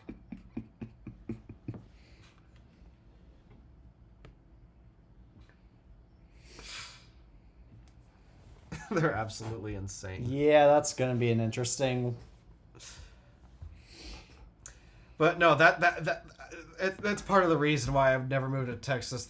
It's just also... I don't know. I mean, I go big or go home when it comes to screen real estate, but I don't necessarily go big or go home for everything else. And like that's just the theme of Texas. You go big or you go home with literally everything. Like, sure, it's just I mean, you get bigger vehicles, bigger state, much higher speed limits. Like the standard speed limit in Texas by their state law is 70 miles an hour on all roads. And there's even some undivided stretches of US 90 with 75 mile an hour stretches in the desert. Yes. And most of the rural divide highways you'll see there, they're posted at 75. Alongside most of the interstates in most interstates in Texas are 75. It doesn't beat the mountains in Nashville, though. There's mountains in El Paso.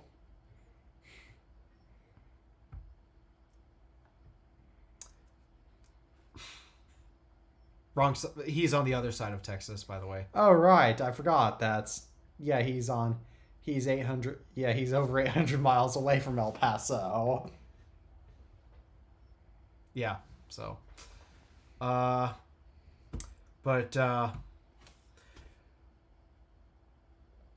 it's just I've fallen in love with North Carolina mountains.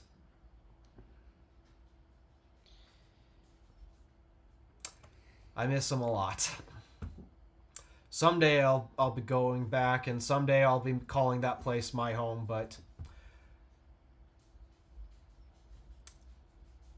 I can assure you it's not Texas. To be honest, I find people driving slowly on 2-lane roads to be the worst. That are two roll 2-lane roads to be the worst because you can't. It's not safe to get over, it's not safe to pass. So as a result, you have to deal with these drivers going way too slowly for seemingly no reason. Now I understand if it's something like farm equipment, but it's often not. Yeah, it's like if it's 1 mile an hour slower, then okay, that's a speedometer calibration thing. Fine. If it's 1 mile an hour, fine.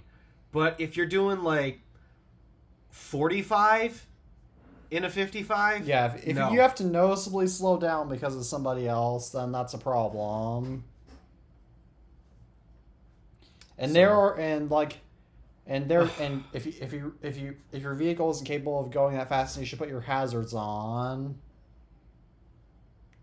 Or else, well, in some states it's illegal to do that. What?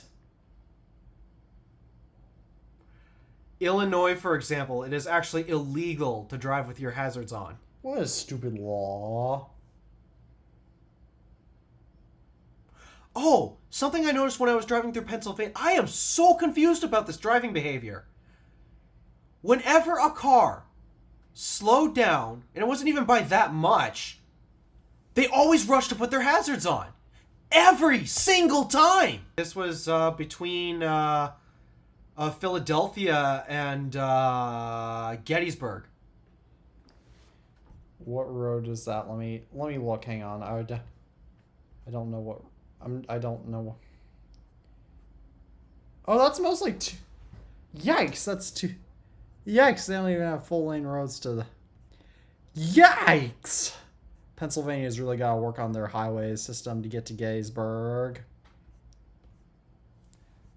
I mean, we were mostly on expressway the majority of the time. Okay, at least they did do some good stuff to Route 30, but still.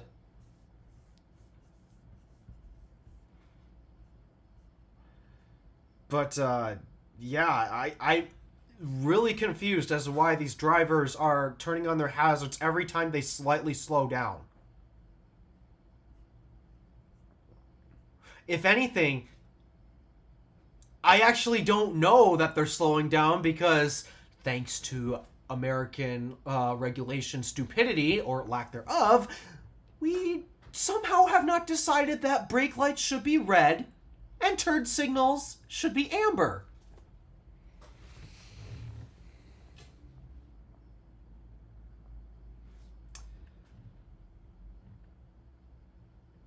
So yeah, it's absolutely infuriating that they do that. But no, in the state of Illinois at least, you cannot legally drive with your hazards on. What is? My guess is for the same reason, because if your hazards are on, well, the problem is most cars these days, sadly mine included, combine the turn signals and brake lights. Therefore, if your hazards are on, you basically have no brake lights. Huh, that's all. Yeah, that's Yeah, it's odd because most farm equipment in my state that they have to have their hazards on. Well, I'm sure there's an exception to farm equipment, that type of stuff, but at least for regular road vehicles that you can buy today, no, you cannot drive with your hazards on in the state of Illinois. Probably for that reason. That would make sense. So.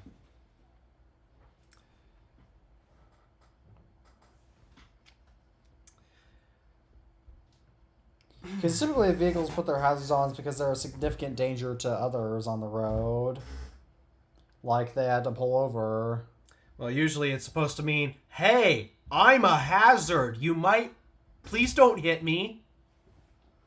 I mean, technically all vehicles are hazards in that case if you constantly put them on.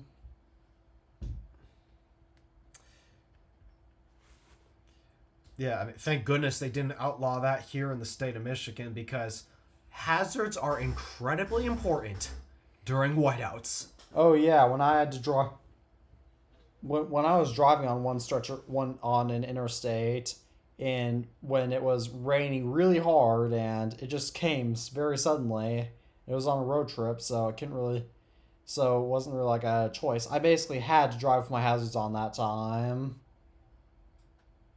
Because it was such hard rain that you couldn't really see otherwise. Oh, yeah.